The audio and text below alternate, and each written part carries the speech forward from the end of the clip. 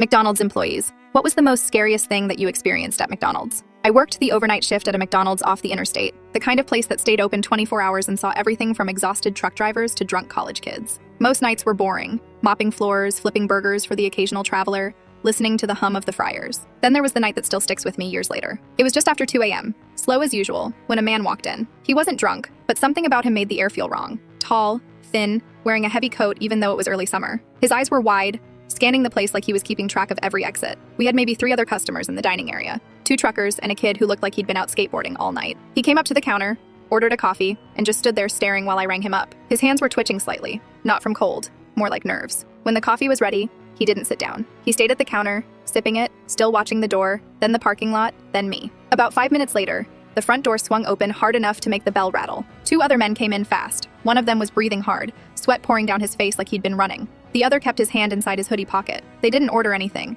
They just walked straight over to the first guy and started talking in low, tense voices. I couldn't hear what they were saying, but their body language made my stomach knot. The kid with the skateboard took one look at them, grabbed his board, and left. The 2 truckers kept eating, glancing over but minding their own business. I pretended to wipe down the counter while I tried to figure out what was happening. Then the man with his hand in his hoodie pulled it out, and he was holding a gun, not waving it around, not pointing it at anyone, but enough that I froze where I stood. The 3 of them kept talking, voices getting louder. I caught words like money and back now, but I didn't understand the full picture. The guy with the coffee kept shaking his head, saying something about not here. I backed slowly toward the drive-through window, where my coworker was bagging up an order for a late-night trucker. I told her under my breath to call the police. She looked up, saw the gun, and went pale, but she moved quick. I heard her dialing as I kept my eyes on the group. The 2 newcomers started to get more aggressive, one of them stepping closer, jabbing a finger into the coffee guy's chest. That's when the coffee guy slammed his cup down, spilling it across the counter, and bolted toward the back door near the kitchen. The man with the gun went after him, while the other stayed in the lobby, scanning the room like he was deciding what to do about the rest of us. It couldn't have been more than a minute before the first siren started wailing in the distance. The guy in the lobby muttered something I couldn't catch, then took off out the front door.